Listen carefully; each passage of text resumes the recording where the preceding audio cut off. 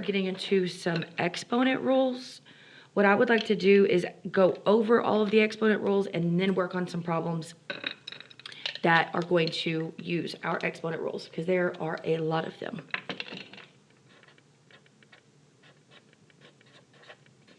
You could hear them called exponent rules, laws of exponents. Either are going to be the same. Okay, so we have a rule that is a product rule.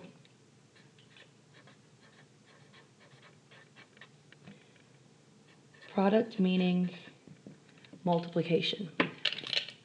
And what this rule states is if we have, let me take my necklace off.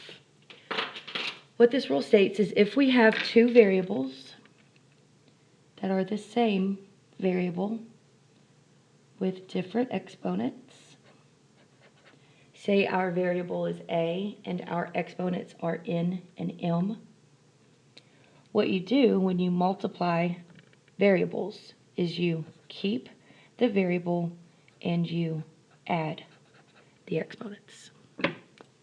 So an example of this would be if we have 2, oh, I'm so sorry, I didn't mean to say 2. 2 is going to be our exponent.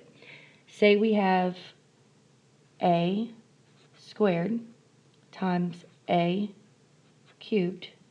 What you do is you keep and you add. 3 plus 2 is 5. That would be our answer. That's using the product rule. Okay? So there is also another product rule. If we have terms inside of parentheses being raised to a power,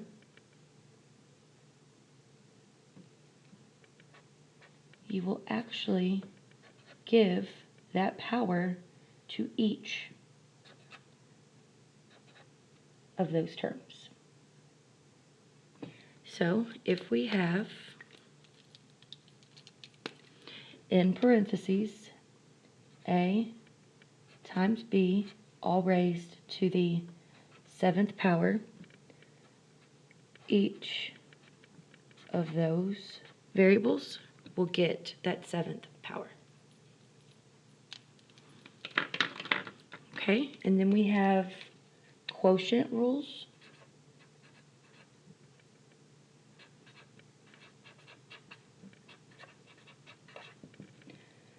So quotient meaning division. If we have two of the same variables and they're being divided, so a to the nth power over a to the mth power, what you do is you keep your variable and you subtract your exponents. So an example of this would be if we have a to the 5th power divided by a squared, you keep and subtract, and you would get a cubed. Okay, there's also another quotient rule. If in parentheses you have a over b all being raised to the nth power, similar to the product rule where each term got our power, we're going to do the same thing here. Our numerator would get our power and our denominator would get our power. So that would be the same as saying a over b all being raised to the 4th power will be written as a to the 4th over b to the 4th. Okay, I'm going to switch papers. Still continuing with exponent rules. We have power rules.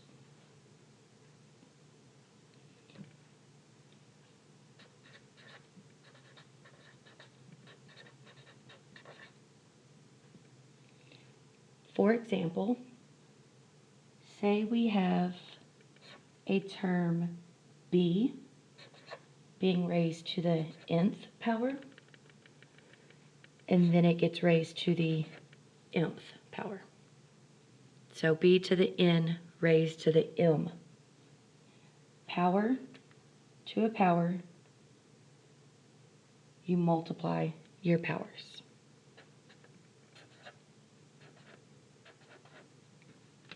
Okay, so an example of this would be if we have b squared raised to the 5th power would be b to the 2 times 5, which is b to the 10th power. Okay, and then another power rule that we have is if we have our term b and we take the nth power of b, and b is raised to the m power, what you do here is your exponent will become your numerator and your root will become your denominator. So we keep our b and we're going to raise it to the m over n. So that's a fractional power. If you have a term raised to a fractional power, this is how you can write it. And if you have a term under the radical, this is how you can write it. All of these rules have gone back and forth. That's what the equal sign means, is that they're equivalent. So an example of this, say we have the square root of b to the 5th power. Our m is 5, our n is 2. If there's nothing written here, it's the square power. If there's a 3, it would be cubed. So we have b, m is 5, and m goes in the numerator. Our root is a 2, which is our n, which is our denominator. Okay, and then let's do some negative exponent rules.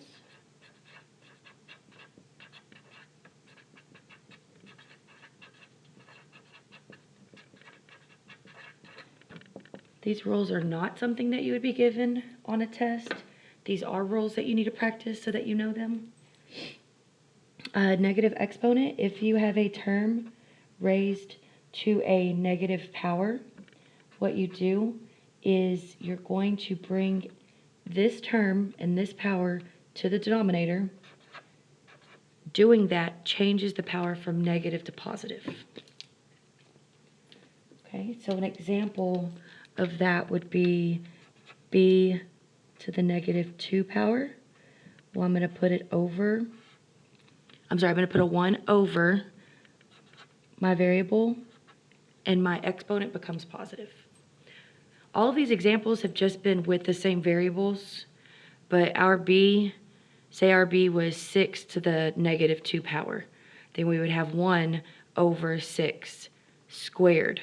And then if you actually evaluate that further, we would have 1 over 36. This has all just been very general so far. Okay. And if you have the same thing, but it's negative in the denominator, where would it go? Exactly. We would bring it up to the numerator, which just means it'll be like that. And so an example of this would be if we have 1 over b to the negative 3. We would just rewrite that as b cubed. Technically, any correct answer will not involve a negative exponent. You always need to make sure that you change it from a negative exponent to a positive exponent. Okay, let's do our 0 rules and our 1 rules.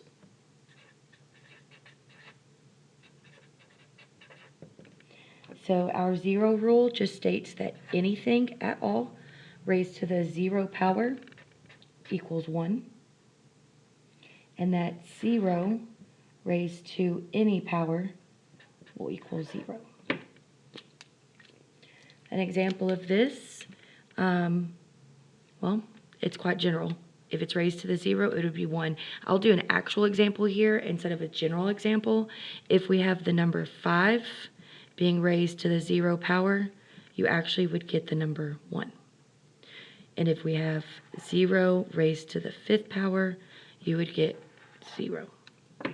This is going to be one that you'll see more often, is something raised to the 0 power. This is just one term, but you could actually have a set of parentheses with 4 or 5 or 6 terms, all being raised to the 0 power.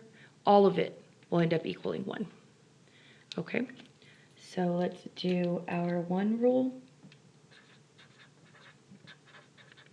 There is actually this paper uploaded already to y'all's D2L under content, under exponent rules. And it actually has real examples instead of general examples. So go ahead and look at that and make sure you let me know if you have any questions. For our 1 rule, if we have a term raised to the 1st power, this is like saying the number 2 raised to the 1st power is just the number 2. So b to the 1st power is just b. And then if we have 1 raised to any power, 1 times 1 times 1 times 1 times 1, it doesn't matter how many times our exponent says to multiply it, it's still always just going to equal 1. I'll do an example here. Say we have 2 to the 1st power. That's just saying we have 1, 2, which is 2. If we have 1 to the 100th power, it does not matter. 1 to any power is 1. So 1 to any power is 1. Okay, so we did those rules. Now we're going to do an example from the homework. So an example from the homework says use the 0 exponent rule to simplify the following expression. Okay, let me get an example over here.